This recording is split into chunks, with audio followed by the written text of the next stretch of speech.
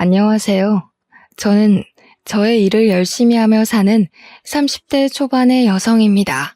얼마 전 대학교 친구에게 새해 복 많이 받으라는 전화가 왔어요. 저와 친구는 이런저런 사는 이야기를 하다가 같은 학교 선배였던 황시환 선배 이야기가 나왔어요. 친구는 황시환 선배가 결혼한 지 2주 만에 이혼했다며 1년 전에는 같은 과 후배인 아이니와 파혼하더니 또 결혼에 실패했다고 했어요. 그러면서 그 오빠는 외모도 잘생기고 말도 재밌게 잘하는데 도대체 왜 그렇게 결혼을 못하는지 모르겠다고 하며 저에게 너는 혹시 그 이유를 아느냐고 물어보더라고요. 저는 그 이유를 확실히 알고 있었어요. 어떻게 아냐고요? 사실 저는 황시한 선배와 2년 전에 결혼을 약속했다가 파혼을 했거든요. 제가 왜 파혼을 하게 되었는지 그 이야기를 듣게 되면 여러분들도 저와 아이니 그리고 최근에 이혼한 분의 선택을 충분히 이해하실 수 있으리라 장담합니다.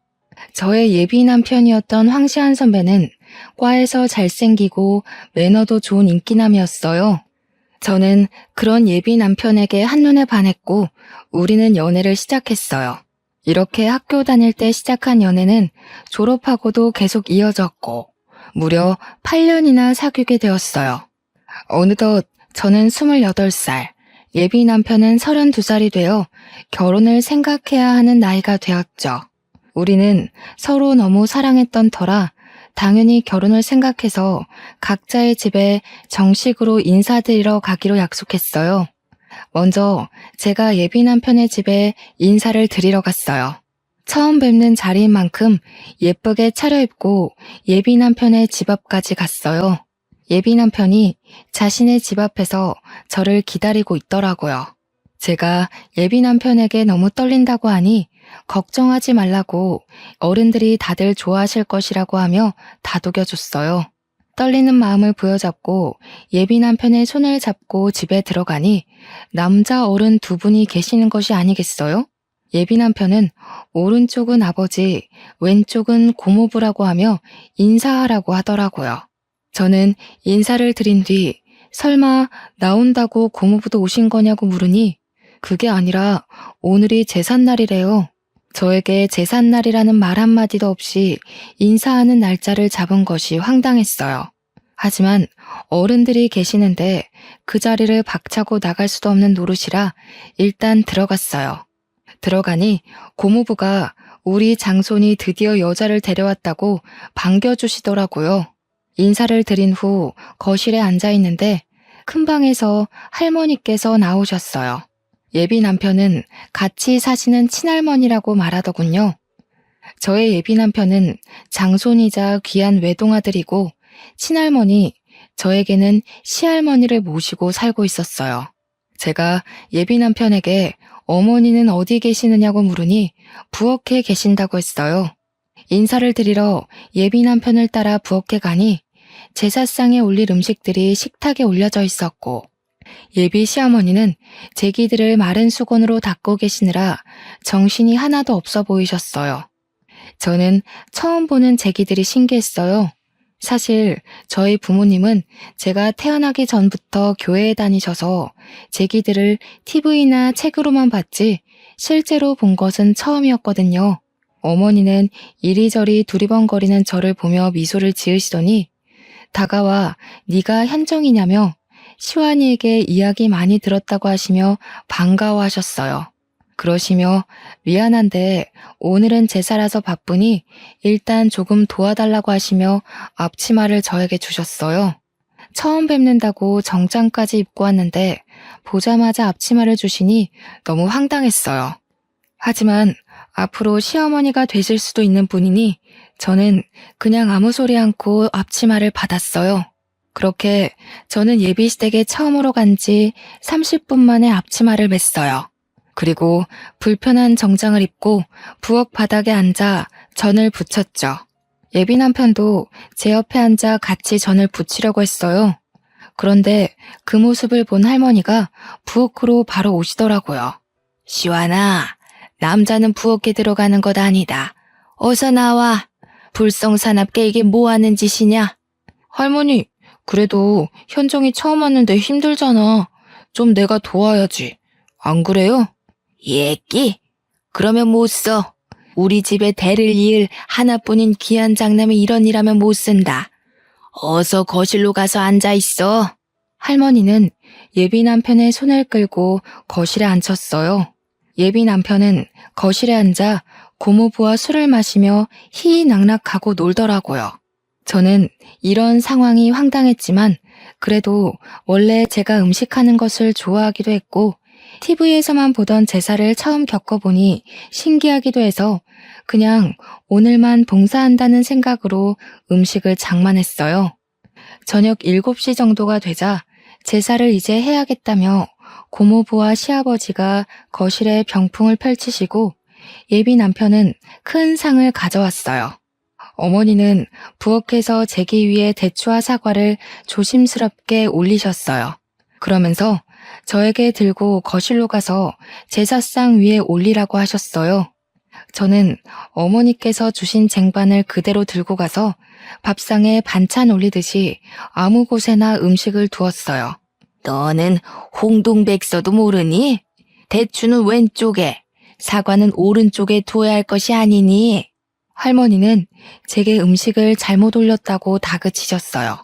그런데 제사상 자체를 처음 보는 제가 이런 걸 알 리가 있나요? 저는 그저 이 상황들이 당황스러워 얼굴이 빨개져서 눈만 끔뻑거리고 있었어요. 할머니, 그거는 아직 저도 헷갈려요. 현정이가 그런 거 어떻게 알겠어요? 너무 뭐라 그러지 말아요. 이 녀석, 벌써 이러면 아주 우리가 시집살이라도 시키면 난리칠 녀석일세. 할머니가 한 소리 하실 수도 있지. 그거로 그러니? 할머니가 현정이를 잡아먹기라도 하신다니? 시아버지가 농담식으로 말씀하셨지만 사실 기분이 그다지 좋지는 않더라고요. 할머니의 진두지휘하에 제사상 위에 음식들이 다 차려지고 제사가 시작되었어요. 제가 예비 남편의 옆에 서기 위해 앞쪽으로 가자 어머니는 제 팔을 잡고 부엌으로 가셨어요. 어머니는 여자들은 절할 때 부엌에 빠져 있다가 음식이 빠질 때 재빨리 음식을 나르고 저녁상을 펴야 한다고 하더라고요. 사실 저는 절을 굳이 안 해도 상관은 없었지만 그래도 음식은 어머니와 제가 다 했는데 정작 우리는 제사에 참여도 하지 못하고 부엌에 있으라고 하니 뭔가 재주는 공이 부리고 돈은 주인이 받아가는 그런 묘한 기분이더라고요. 그래도 저는 제사를 한 번도 지내본 적이 없기에 원래 제사는 남자들만 하나보다 생각했어요. 시아버지와 고모부, 예비 남편이 진지한 표정으로 절을 하고 향 위에서 술잔을 돌리는데 저는 그저 신기했어요. 그렇게 제사가 마쳐지고 어머니는 간단히 제사상을 정리한 후 큰 상 하나, 작은 상 하나를 차리셨어요. 그러고는 큰 상에는 수저를 4개와 반찬을 푸짐하게 두시고 작은 상에는 수저 2개와 약간의 반찬을 두셨어요. 고모부, 시아버지, 예비 남편, 그리고 시할머니는 큰 상에 자리를 잡으셨어요. 저도 예비 남편 옆에 앉으려고 하니 어머니께서 제게 잠깐만 부엌으로 와보라고 하시더라고요. 네가 잘 모르나 본데 제사 마치면 너와 나는 저 작은 상에서 먹는 거란다. 큰 상은 남자와 집안 어른들만 드시고 작은 상은 며느리들이 먹는 거야. 알겠지? 네 밥 퍼서 같이 먹자꾸나. 어머니는 당연하다는 듯이 작은 상으로 가셨어요. 저는 이 상황이 이해가 되지 않더라고요. 우리 집은 남자와 여자는 평등해야 한다고 항상 교육하셨어요. 그래서 아빠와 엄마 그리고 제가 설거지도 항상 돌아가면서 했고요. 그런데 예비시댁은 남자는 부엌에 얼씬해서도 안 되고 심지어 밥도 따로 먹어야 한다니 이해를 하려야 할 수가 없었어요. 그렇게 이해가 되지 않는 식사를 마치니 할머니와 고모부와 시아버지가 큰 방으로 들어가시더라고요. 예비 남편도 저에게 잠깐만 기다리라는 표정을 짓더니 같이 큰 방으로 들어가고 거실에는 저와 어머니 둘만 있었어요. 어머니는 부엌에서 쟁반을 들고 와 모두가 드신 식기를 정리하시기 시작했어요. 어머니께서 거실에서 일하고 계시는데 가만히 있기도 뭐하고 해서 어머니를 도와 상을 치우고 정리했어요. 부엌에 가니 제기들이 쌓여 있었고 싱크대에는 설거지거리들이 한가득 쌓여 있더라고요.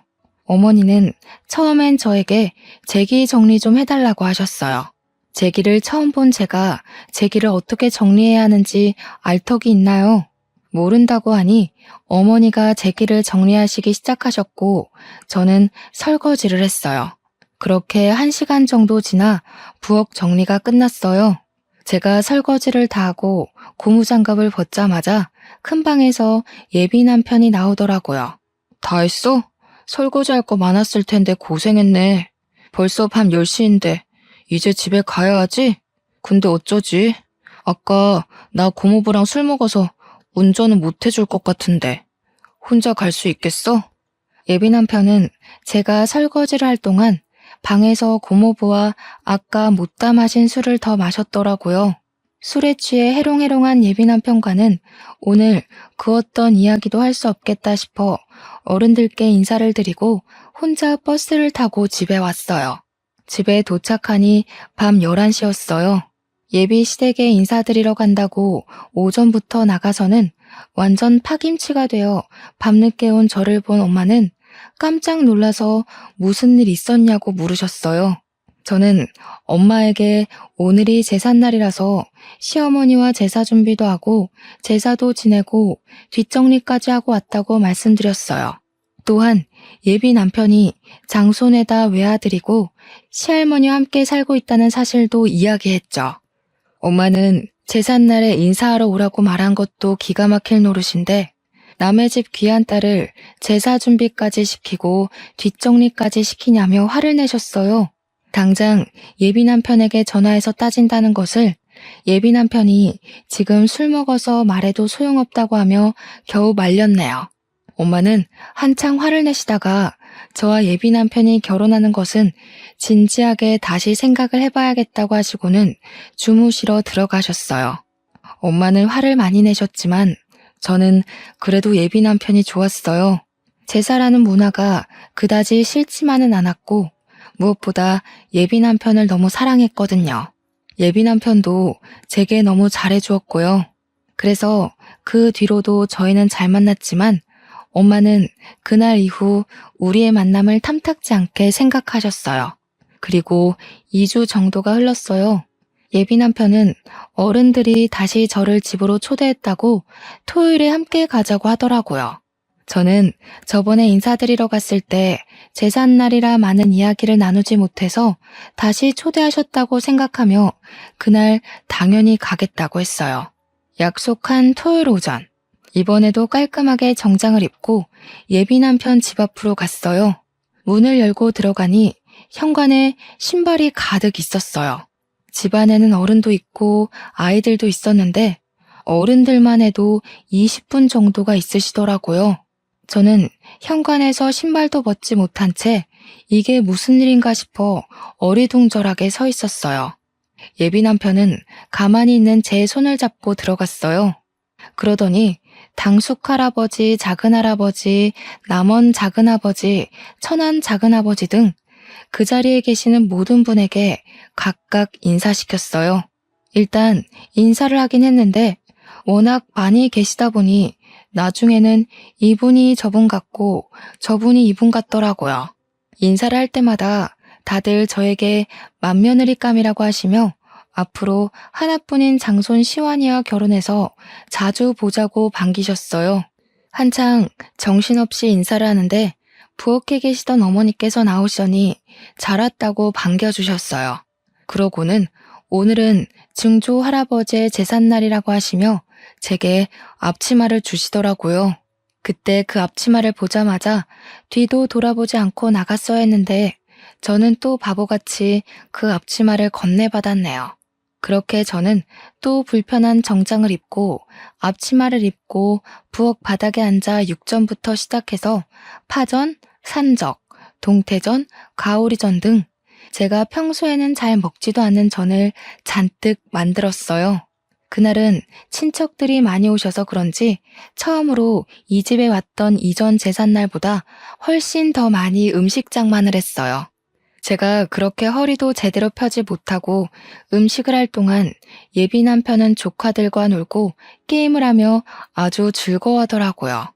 저는 분명히 인사를 드리러 왔는데 또 이 집 제사 음식을 장만하고 있으니 화가 나더라고요. 그런다고 이렇게나 어른들이 많이 계시는데 그냥 뛰쳐나갈 수도 없고 해서 답답한 마음에 한숨만 푹푹 내쉬고 있었어요. 그런 모습을 예비 남편이 보았는지 부엌으로 와서는 많이 힘드냐며 어깨를 주물러 주었어요. 제가 그럼 힘들지 안 힘들겠냐고 말하려는 순간 시할머니가 저와 예비 남편에게 오셨어요. 시완아, 장손이 부엌에 오면 못 써. 그리고 지금 조상님들 음식장만 하는데 어깨를 주무르고 이게 뭐 하는 짓이냐? 당장 거실로 가. 할머니, 우리 현정이 인사드린다고 예쁘게 옷 입고 왔는데 얼마나 힘들겠어. 현정이 예쁘게 좀 봐주라. 예끼. 아무리 그래도 어른들 계시는데 장손이 그러면 못 써. 시완이 너는 어서 나와서 당숙한테나 가봐라. 할머니는 장손인 예비 남편이 잠시라도 부엌에 오려고 하면 장손은 부엌에 있으면 큰일 난다며 얼른 내보내셨어요. 예비 남편은 당숙 할아버지에게로 가서 술을 받아 먹고 있더라고요. 그렇게 예비 남편은 거실에서 술을 먹고 노는 동안 저는 혼자 엄청난 양의 전을 만들었어요. 제사 준비를 다 마치고 제사상이 차려졌어요. 저번처럼 저와 어머니는 부엌에서 제사가 마쳐지기만을 기다린 뒤 제사가 끝나자마자 저녁상을 차렸어요. 저와 어머니, 여자아이들은 작은 상에서 밥을 먹고 예비 남편은 큰 상에서 친척들과 남자아이들과 함께 밥을 먹었죠. 밥을 다 먹고 상을 치우려는데 할머니가 저와 예비 남편을 부르시더라고요. 너희는 결혼을 언제 할 생각이니? 우려 할머니가 허락해 주시면 당장이라도 하지. 그래? 얘야, 우리는 혼수나 예단 아무것도 필요 없다. 너희 집이 괜찮다면 결혼식 관련 비용도 우리가 다 내마. 사실 저희 집안 형편이 그다지 좋지가 않았어요. 그래서 혹시나 예비시댁에서 과한 예단이나 혼수를 가져오려고 할까봐 내심 걱정을 많이 했거든요. 그런데 이 집의 최고 어른이신 할머니께서 제가 말씀드리기도 전에 다 필요 없다고 하시니 내심 기분이 좋더라고요. 단, 한 가지 조건이 있어. 반드시 이 집에 들어와서 살아야 한다. 저는 평일에는 회사에 있으니 저녁에만 집에 있을 것이고 주말에는 예비 남편과 데이트를 하러 나가면 되니 이 집에 들어와 어른들과 함께 산다는 것에 대해 큰 부담은 없었어요. 무엇보다 이 불편함을 다 이겨낼 정도로 예비 남편을 너무 사랑했어요. 게다가 제가 결혼을 앞두고 걱정을 많이 했던 예단과 혼수, 결혼식 비용 문제를 한 번에 다 해결할 수 있기에 할머니의 말씀에 알겠다고 바로 대답했어요. 그래, 며느리라면 당연히 그래야지. 너네 집은 제사 언제 지내니? 부모님이 교회 다니셔서 제사를 지내지 않아요. 사실 저는 제사 지내는 모습을 실제로는 처음 봐요. 제사를 한 번도 지내본 적이 없다고? 자고로 조상님께 예를 갖춰야 만사가 형통하는 법이다. 이런 조상님들도 모르는 근본 없는 것들. 에이, 할머니, 요새는 다들 제사 이렇게까지 안 지내. 제사 다 합쳐서 간소하거나 아예 안 하는 집도 많아. 명색이 황씨 가문의 장손이라는 사람이 그게 할 소리냐? 이것이 제사 안 지내는 근본 없는 년을 만나더니 애가 이상해졌네. 제사를 지내지 않는다는 이유로 친척도 아닌 할머니에게 근본 없는 년이라는 소리를 듣는데 너무 화가 나고 억울해서 눈물이 다 나오더라고요. 눈물이 터지려던 찰나 시어머니가 과일과 한과 따뜻한 차를 한 상 차려오셨어요. 어머니, 이제 다과 드세요. 그리고 현정이는 나 좀 도와주렴. 어머니께서 다과상을 들고 와서 할머니의 말씀을 끊으셔서 다행이었지. 만약에 그러지 않았다면 저는 그 자리에서 아마 펑펑 울었을 거예요. 어머니의 부르심에 부엌에 가니 저번보다 훨씬 더 많은 설거지거리가 쌓여 있었어요. 저는 할머니 앞에서 잔소리를 듣느니 여기서 설거지하는 게 훨씬 마음이 편하겠다 싶어 싱크대 앞으로 갔네요. 그렇게 저는 설거지를, 어머니는 제기 정리 및 부엌 정리를 2시간 정도 하니 드디어 부엌이 깨끗해졌어요. 거실로 나가보니 시간은 어느덧 자정이었고 친척들과 예비 남편은 술에 취해 제정신이 아니었어요. 저는 집에 가야겠는데 시간이 너무 늦어 택시를 타고 갈 생각으로 예비 남편에게 여기 집 주소 좀 알려달라고 했어요. 그런데 술에 취해서 집 주소도 말하지 못하고 헛소리만 해대는 것이 아니겠어요.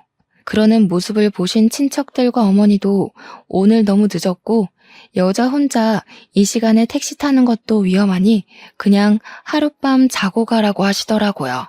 저는 어쩔 수 없이 엄마에게 오늘 집에 못 간다고 전화하고 예비시댁에서 원치 않는 하룻밤을 자게 되었어요. 어머니는 부엌 옆에 쪽방이 하나 있다며 그곳에서 자라고 이부자리를 펴주셨어요. 그리고 어머니께서 집에서 입으시는 편한 옷을 하나 주시며 옷 갈아입고 푹 자라고 하시고는 나가셨어요. 혼자 방에서 편한 옷으로 갈아입고 누워있는데 거실은 시끄럽고 장소는 세상 불편한 예비시댁이다 보니 잠이 쉽게 들지 않더라고요.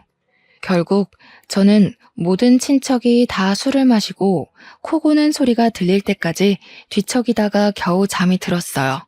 이제 잠이 들었다 싶었는데 어머니가 제가 자고 있던 방에 들어오셨어요. 잠깐 나와 보라고 하시더라고요. 나와서 시계를 보니 새벽 5시였어요. 얘야, 우리 집은 며느리들이 새벽 5시에 일어나 음식을 준비하고 새벽 6시에 다들 밥을 먹는단다. 어지간하면 나 혼자 하겠는데 어제 무리를 했는지 몸이 안 좋아서 말이야. 미안한데 음식 준비 좀 도와주지 않으련? 어머니는 제게 부탁을 하면서도 계속 국을 끓이고 나물 반찬을 하느라 정신이 없으셨어요. 이미 저도 잠이 다 깼고 그 자리에 혼자 멀뚱히 서 있기도 다시 방에 들어가기도 좀 그러니 저도 어머니를 도와서 음식을 준비했어요. 우리 집은 아침, 점심, 저녁 모두 반찬이 최소 7개는 있어야 해. 황씨 가문이 큰 양반가라서 조상님들 때부터 그렇게 먹었다고 하더구나. 그리고 한번 사용한 음식을 다시 사용해서는 안 돼서 매일 끼니마다 조금씩 새로 해서 먹는단다. 끼니마다 새로운 반찬을 최소 7개는 만들어야 한다고요? 그래. 처음에는 나도 이거를 어떻게 해야 하나 했는데 하다 보니 반찬 7개는 금세 뚝딱 하게 되더라고. 너는 내가 봤을 때 손이 야무지니 나보다 더 잘할 거야. 어머니는 이미 저를 며느리로 생각하셨는지 제게 음식에 대해서 하나하나 알려주셨어요. 저는 일단 말씀을 하시니 듣기는 듣는데 슬슬 제가 이 집에 들어와 사는 것이 걱정되더라고요. 사실 전 아침잠이 정말 많아요. 회사도 7시에 겨우 눈을 뜨고 나가는데 새벽 5시에 일어난다는 것은 상상도 할 수 없었어요. 게다가 이 집안의 아들들, 장소는 다 잠을 자고 이 집안의 핏줄이 전혀 섞이지 않은 어머니와 저만 황씨 집안 사람들을 위해 요리를 한다는 것이 썩 내키지는 않더라고요. 어머니께는 죄송하지만 어머니와 저의 모습이 황씨 집안을 위해 일하는 노비처럼 보였어요. 제가 이런 생각을 하는 동안에도 어머니는 쉴 새 없이 부엌 여기저기를 다니셨고 반찬이 7개나 있고 국이 있는 멋진 한상을 뚝딱 차리셨어요. 어머니가 식사하시라고 말씀하시자 그제야 누워있던 친척들이 일어났어요. 다들 머리는 부스스하고 눈도 제대로 뜨지 못하고 밥을 먹더라고요. 저는 자리를 잡고 밥을 먹으려는데 어머니는 여전히 부엌에서 일하고 계시더라고요. 어머니, 식사 안 하세요? 밥 퍼드릴까요? 나는 원래 아침을 안 먹어. 아침에는 입맛이 없기도 하고 할머니께서 식사 끝나면 꼭 숭늉과 과일을 찾으셔서 준비해야 해. 나는 숭늉을 끓일 테니 너는 가서 밥 먹으렴. 어머니는 그 많은 음식을 다 준비하셨지만 제대로 드시지도 못하고 할머니의 후식을 준비하고 계셨어요. 그러는 어머니를 챙기는 사람은 이 집안에 아무도 없었어요. 예비 남편도 아버지도 그저 자신의 밤새 줄인 배를 채우는 데만 급급했죠. 그 모습을 보는데 이건 정말 아니다 싶었어요. 결혼 전에 예단과 혼수를 준비 안 해도 된다고 해서 한시름 났는데 결혼 후에는 예단과 혼수 문제보다 더 크고 말도 안 되는 문제들이 가득 쌓여 있었죠. 아침 식사와 정리를 마치고 예비 남편에게 얼른 집에 가자고 했어요. 집에 갈 준비를 하고 있는데 할머니가 저에게 앉아보라고 하시더라고요.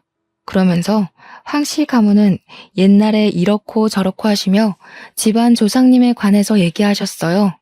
솔직히 귀에 하나도 들어오지는 않았지만 그냥 앉아서 내내 하면서 형식적인 대답만 이어갔어요.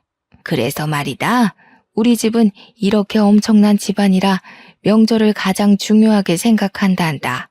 그래서 우리 집 며느리들은 명절 때 조상님들을 모시고 친척들을 챙겨야 덕을 쌓을 수 있어서 친정에 못 간다. 알았지? 그 말씀은 설날 추석 연휴 내내 시댁에 있어야 한다는 말씀인가요? 그래. 요새 젊은 것들은 시댁에는 설날에 추석에는 친정에 가던가 아니면 명절날 아침에 바로 친정으로 넘어간다던데. 우리 집은 그런 거 절대 용납 안 된단다. 그러면 저는 혼자여서 저희 부모님은 명절 때 두 분이서만 보내야 할 텐데요. 그 대신 명절 때 말고 명절 전주나 다음 주에 네 시어머니랑 번갈아서 친정에 한번 다녀와.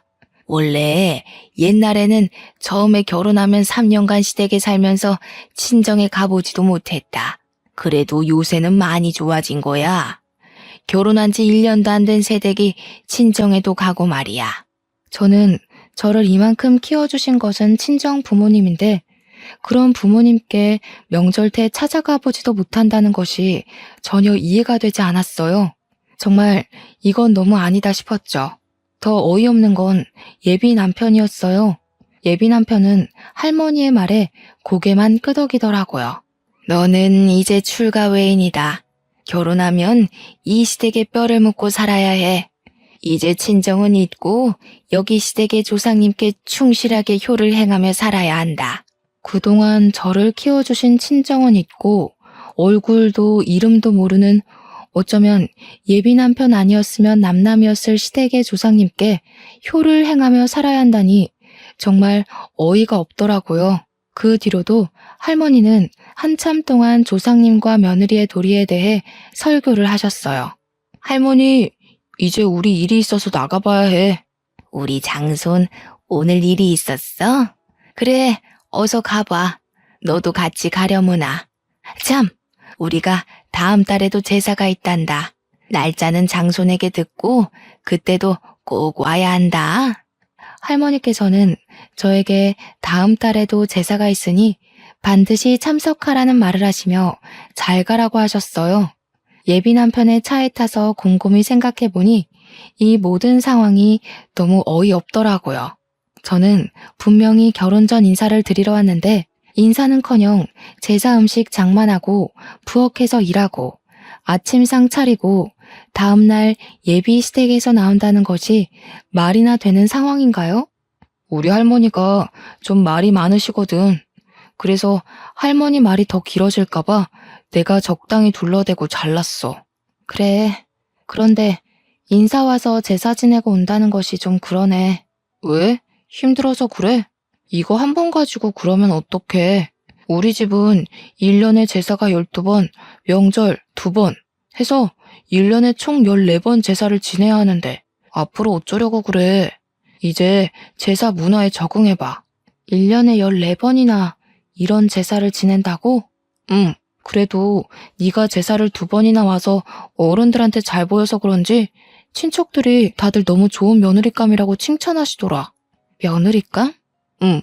최고의 며느리감이래. 할머니와 친척들 모두 너를 며느리로 생각하시는 거지. 우리 집 며느리 테스트 합격한 거 축하해. 어? 며느리 테스트? 응. 며느리 테스트. 내가 이 집안의 외동아들에다 장손이라 아무 여자와 결혼 못 시킨다고 내가 여자를 데리고 오면 테스트를 한다고 하셨거든. 그래서 제삿날에 인사하러 오라고 해서 어떻게 행동을 하는지 우리 친척들과 잘 어울리는지 테스트를 한 거야. 그럼 나 통과했으니 기뻐해야 하는 거야? 그럼 현정이 너는 우리 집 며느리 테스트에 처음으로 합격한 거야. 예비 남편은 신나서 이야기하는데 저는 듣고 있자니 너무 어이도 없고 황당하더라고요. 무슨 조선시대에 세자가 결혼할 때 양반집 교수들 여럿 모아놓고 삼간택 치르면서 세자빈 뽑는 것도 아니고 남녀 평등을 외치는 이 21세기에 며느리 테스트라뇨. 아, 그리고 사극에서 보면 조선시대 때 세자빈 간택에 통과하면 별궁으로 들어가서 결혼 전까지 왕실 교육을 받잖아. 그것처럼 우리 집도 옛날부터 며느리가 될 사람에게 결혼 전에 우리 집으로 오게 해서 교육을 받게 했어. 그니까 다음 달에 제사도 꼭 참석해서 와서 어른들 모시는 것도 배우고 해야 해.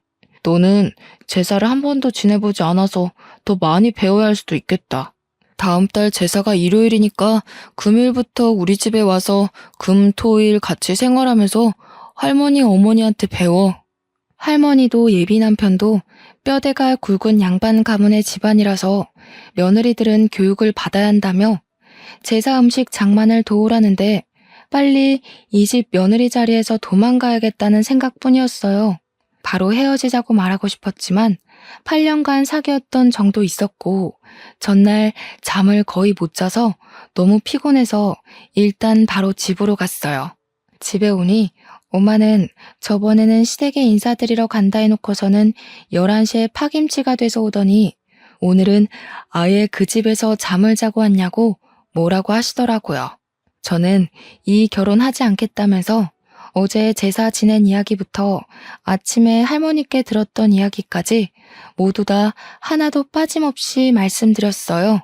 부모님은 이게 무슨 경우냐며 지금도 이러는데 결혼하고 정식으로 그 집 며느리 되면 혼수와 예단을 하지 않았다는 핑계로 시집살이 호되게 시킬 것 같다고 하셨어요. 특히 엄마는 절대 이 결혼 못 시킨다고 결사 반대를 하셨어요. 그리고 아빠는 저의 이야기를 다 듣고는 혼자 곰곰이 생각하시더니 예비 남편에게 똑같이 복수해야겠다며 다음 주 일요일에 집으로 초대하라고 하셨어요. 저는 아빠에게 어떻게 하실 것이냐고 물었지만 아빠는 아무래도 계획을 말씀해 주시지 않았어요. 다음 주 일요일, 아직 예비 남편이 올 시간이 한참 남았는데 아빠와 엄마는 옷을 차려입고 계시더라고요. 그러면서 오늘 교회 갈 건데 너와 시완이도 같이 가야 하니 옷 입고 준비하라고 하시더라고요. 사실 그동안 부모님은 일요일마다 교회에 가시긴 하지만 지금까지 한 번도 제게 같이 교회 가자는 소리를 안 하셨어요. 교회는 부모나 다른 누군가가 강요를 해서 다니는 것이 아니라며 나중에 제가 다 크고 마음에서 교회에 가고 싶은 마음이 생겼을 때 그때 다니라고 하셨죠. 물론 그런 마음이 생기지 않는다면 평생 다니지 않아도 된다고 하셨어요. 그러던 부모님이 갑자기 교회에 가자고 하니 의아하긴 했지만 그냥 부모님이 다니시는 교회를 우리에게 소개해 주시려고 그러는가 보다 싶어 저도 갈 준비를 했어요. 제가 외출 준비를 하는데 예비 남편이 집 앞에 와 있다고 전화를 하더라고요. 그래서 부모님께 말씀을 드리니 부모님은 그럼 지금 교회에 가자고 하셨어요. 예비 남편은 집에 인사를 드리러 왔는데 갑자기 부모님이 교회에 가자고 하시며 차에 태우시니 당황하더라고요. 근데 현정이가 교회에 다니는 줄 몰랐네요. 부모님은 다니셔도 현정이는 다니지 않는 줄 알았는데. 현정이는 안 다니고 우리만 다녀요. 현정이도 오늘 처음 가는 거요. 예비 남편은 계속 이해가 안 된다는 표정을 지었고 저 역시 아빠가 왜 이러시는지 몰라 가만히 있었어요. 저와 예비 남편은 그렇게 부모님을 따라 1시간 반 동안 같이 예배를 보고 교회 사람들과 같이 밥도 먹었어요. 그렇게 교회에서 3시간 정도 보낸 후 다시 집에 왔는데 예비 남편의 표정이 그다지 좋지 않더라고요. 그 모습을 본 부모님은 예비 남편에게 잠깐 거실에 앉아 표정이 왜 이리 좋지 않냐고 물어보셨어요. 사실 저희 집안은 대대로 불교 집안이고 교회를 그다지 좋아하지 않습니다. 그런데 일방적으로 교회를 데리고 가시니 기분이 좋지는 않습니다. 인사를 드리러 왔는데 교회를 데리고 가니 기분이 좋지 않았나? 그래, 그럴 수 있지. 그럼 자네 집에 갔던 우리 딸 기분은 어땠을 것 같은가? 무슨 말씀입니까? 우리 딸은 교회는 다니지 않았어도 기독교인 부모 만나서 제사를 한 번도 지내본 적이 없는 아이일세. 그런데 인사드리러 간 그런 딸에게 제사 준비를 2번이나 시켰다고 해서 일부러 이런 자리를 만들었네. 제 생각에는 현정이가 앞으로 저와 결혼하면 제사상을 차리고 해야 하는데 미리 우리 집의 가풍에 대해 경험해보는 것이 좋지 않을까 해서 그렇게 한 것입니다. 그래? 그럼 자네도 앞으로 현정이와 결혼할 사이니 매주 일요일 우리와 함께 교회에 가자. 솔직히 1년에 14번 제사보다 매주 교회가 훨씬 낫지 않나? 매주 같이 교회를 가자고요? 저희 제사는 고작 한 달에 한 번이지만 교회는 매주인데 어떻게 이게 더 괜찮습니까? 가서 앉아만 있으면 되는데 제사상 차리고 설거지하는 것보단 훨씬 낫지. 안 그런가? 아마 저희 할머니가 교회에 간다고 하면 난리치실 것입니다. 교회를 떠나 매주 일요일에 현정이가 친정에 간다고 해도 아마 화를 내실 거예요. 우리가 언제 현정이도 같이 간다고 했나? 현정이는 자네 집 어르신들 식사 준비해야 한다고 하니 못 가고 자네만 나와서 우리랑 같이 교회에 가자고. 괜찮지? 못한다고 하면 우리도 결혼 못 시키네. 예비 남편은 그 이야기를 듣고 집에서 생각을 해봐야겠다면서 표정이 좋지 않은 채로 집에 가봐야 할 것 같다며 나가더라고요. 예비 남편이 간 후 저는 부모님께 어떻게 이런 생각을 하셨냐고 여쭤봤어요. 일단 그 집에서 너한테 이야기도 하지 않고 제삿날 인사하러 오게 한 것부터 나는 이해가 가지 않았다. 그래도 좋게 생각해서 친척들이 다들 한자리에 모였으니 너를 소개하려고 그랬나 보다고 좋게 생각하려 했어. 네, 정말 제삿날에 많은 친척이 오셔서 다들 인사드리고 하긴 했네요.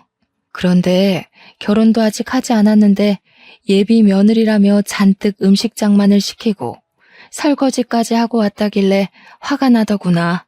지금부터 이러면 진짜 며느리가 되면 아주 난리가 나겠구나 싶었지. 맞아요. 정말 그 집 며느리인 시어머니는 정말 생기가 하나도 없어 보이셨어요.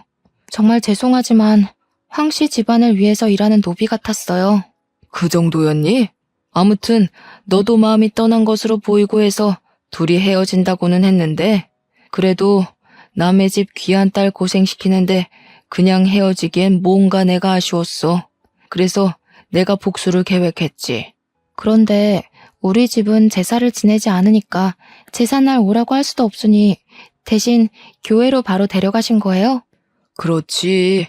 솔직히 네가 그 집에서 2번이나 제사상 차리고 뒷정리하고 온 거에 비하면 너무 소소한 복수이지만 그래도 그 비슷한 상황을 조금이라도 느껴봐야 하지 않겠니? 그래야 정신 좀 차리지. 저는 부모님의 아이디어에 감탄했어요. 그렇게 한창 부모님과 신나서 대화하는데 예비 남편 번호로 전화가 오더라고요. 저는 이제 집에 도착했다고 전화를 한 줄 알고 받았는데 할머니셨어요. 너는 우리 집이 교회를 얼마나 싫어하는데 감히 우리 황씨 가문의 귀한 장손을 교회에 데리고 가니? 부정타게 말이야. 너네 부모는 생각이 있는 거니 없는 거니? 제가 전화를 받자마자 할머니가 소리를 고래고래 지르시며 혼내시는데 그 소리가 어찌나 큰지 정말 귀가 떨어져 나갈 것 같았어요. 제가 너무 놀라기도 하고 당황해서 가만히 있자 엄마는 제 핸드폰을 빼앗아 가셨어요. 안녕하세요. 저 현정이 엄마입니다. 보고 있자니 화가 나서 그랬습니다. 그럼 제사를 지내본 적도 없는 저희 딸이 거기에서 밤 늦게까지 제사 준비하고 치우고 한 것은 해도 되는 일입니까? 그야, 이제 현정이가 우리 집 며느리가 될 아이니 내가 교육했던 것이오. 이제 우리 황씨 가문의 며느리가 될 건데 그 전에 미리 우리 가문의 풍습을 익히는 것이 잘못된 거요? 가문의 풍습을 익히는 것이 얼굴도 모르는 조상 제사상 차리고 설거지하고 친척들 뒤치다꺼리하는 거예요. 그리고 며느리는 무슨 사람도 아닙니까? 그동안 키워준 친정을 잊고 명절 때는 가지도 말라니. 그게 무슨 말도 안 되는 경우입니까? 그야 우리 집이 양반 집안이라 항상 내려왔던 풍습이니까 그런 것이요. 그건 그렇고 주마다 우리 장손 교회에 오라는 건 또 뭔데? 이래서 예수쟁이들이랑은 말이 안 통해 말이. 무조건 제사는 안 된다. 교회만 나오라 하고. 이보세요. 저 사실 교회에 다니면서 현정이한테도 교회 다니자는 이야기 한 번도 안 했어요. 그런데 그 집에서 자꾸 결혼도 하기 전에 제사에 와서 준비하라니까 저도 화가 나서 그쪽 손주도 똑같이 당해보라고 일부러 그런 자리 만든 겁니다. 아주 말도 안 되는 소리를 짓거리네. 이래서 제사를 안 지내는 것들은 근본이 없어 근본이. 사람이면 자기 조상을 알아야지. 조상도 모르면서 무슨 하느님 예수님을 찾고 앉아있어? 그럼 그 집 며느리들은 자기 집 조상을 찾아야지 왜 애먼 황씨 집안 조상을 위해 일한답니까? 자기 조상도 모르니 그런 소리가 나오지. 이래서 교회 다니는 사람들은 사람 취급도 해서는 안 된다니까. 그래서 당신의 딸이 우리 집 제사 못 지내게 하겠다는 것이요? 그럼 우리도 결혼 못 시키니 그런 줄 알아. 네, 저희도 그쪽 아들 주마다 교회 안 오면 저의 귀한 딸 그쪽에 보낼 생각 없습니다. 경제적으로 힘들어 보여서 얘 다니고 혼수고 다 포기하고 몸만 와서 이 집에서 살라고 했구먼. 내 나름 당신네 생각해서 이렇게 하는데 아주 복을 걷어차네 걷어차. 할머니는 엄마에게 할 말 못한 말 다 하시고 전화를 끊으셨어요. 부모님은 화가 잔뜩 나서 다시는 예비 남편을 만날 생각도 하지 말라고 하셨어요. 다음날 저는 예비 남편에게 전화했어요. 어제 우리 집에 이런 일이 있었고 나도 그 집에서 며느리 노릇할 자신이 없어서 우리 이제 그만해야 할 것 같다고 말하려고 했죠. 솔직히 미워서 전화도 하고 싶지 않았지만 그래도 8년이라는 긴 시간을 사귀었고 결혼까지 약속했으니 확실히 끝내고 싶었거든요. 그런데 전화를 받지 않더라고요. 카톡도 보지 않고요. 그날뿐 아니라 다음 날이 되어도 한 달이 되어도 예비 남편은 아무 연락이 없었어요. 이렇게 저는 8년 동안 사귀고 결혼까지 약속했던 예비 남편과 파혼을 했어요. 아니지. 확실히 그만하자고 끝맺음을 한 건 아니었으니 잠수 파혼을 당했다고 표현하는 편이 더 맞겠네요. 10년이면 강산도 변한다는데 8년이면 절대 짧은 시간은 아니잖아요. 저는 8년간 예비 남편이 진짜 저의 남편이라고 생각하고 최선을 다했어요. 그런데 마지막 인사도 하지 못한 채 제가 사랑을 쏟아부은 그 시간이 순식간에 물거품이 되었어요. 그래도 끝맺음을 확실히 못해서인지 헤어지고도 한동안은 미련이 계속 남더라고요. 그래서 1년가량은 예비 남편을 그리워하기도 하고 원망도 하며 그렇게 눈물 속에서 시간을 보냈었네요. 그렇게 1년이 지나자 저도 어느 정도 마음의 정리가 되더라고요. 새로운 남자도 만나보라는 엄마의 말에 선짜리도 나가고 소개팅도 나가긴 했어요. 그런데 나이가 나인지라 만날 때마다 자연스럽게 결혼 이야기가 나왔고 상대분과 이야기를 하다 보면 경제적으로 넉넉하지 않은 내가 결혼을 할 수 있을까 하는 걱정이 먼저 들었어요. 그때마다 예비 시할머니께서 하신 말씀대로 그냥 그 집에 들어가서 모든 것을 견디고 참고 살 걸 그랬나 하는 생각도 들더라고요. 그런데 그 집에서 정말 영혼 없이 모든 것을 체념한 표정으로 일을 하시던 어머니의 표정이 생각났어요. 그게 저의 미래의 모습이라는 생각을 하니 이건 인생을 망하는 길이겠구나 싶더라고요. 제가 본 그 집의 며느리는 자신의 조상 받드는 데 쓰는 일종의 도구이자 노예 같았어요. 그리고 할머니는 제사로 조상님께 덕을 쌓아야지 만사가 형통한다고 하셨지만 제사 열심히 지내는 그 집의 작은 아버지들, 고모부는 다 이혼해서 혼자 살고 계시더라고요. 과연 이러한 모습이 잘 풀리는 집안의 모습일까 하는 생각이 들더라고요. 제가 만약에 결혼해서 그 집 며느리로 있었다면 기가 막힌 황씨 가문의 가풍이 싫어서 저 또한 이혼했을 수도 있겠네요. 어쩌면 조상님 제사상 공들여 지낸 예비 남편 집보다 제사상 한 번 차려본 적 없는 우리 집이 조상님의 도움을 더 많이 받지 않았나 하는 생각이 들어요. 파혼하고 2년이나 지난 지금은 완전히 마음 정리를 하고 저의 일을 하며 재밌게 살고 있어요. 당분간은 누구 만나지 않고 일만 할 생각이에요. 그래서 일단 저 자신의 가치를 높여서 나중에 제가 정말 좋아하는 남자를 만났을 때 당당하고 멋지게 결혼을 하고 싶네요. 지금까지 기나긴 저의 파혼 사연 들어주셔서 감사합니다. 우리 다들 멋진 상대를 만날 수 있도록 자신의 가치를 높이기 위해 열심히 살아봐요. 아, 그리고 마지막으로 할 말이 있는데 시댁에 인사하러 갔더니 제사시키는 집안이 또 있다면 그 집에 들어가서 인사할 것도 없이 바로 나오세요. 제가 겪은 고생들 겪을 확률 99.99%예요. 꼭 도망가세요. 공대 졸업한 황시한 선배가 결혼하자고 해도 무조건 도망가세요. 그 집에 노예처럼 살고 싶으시다면 상관없지만 그게 아니라면 반드시 도망가세요.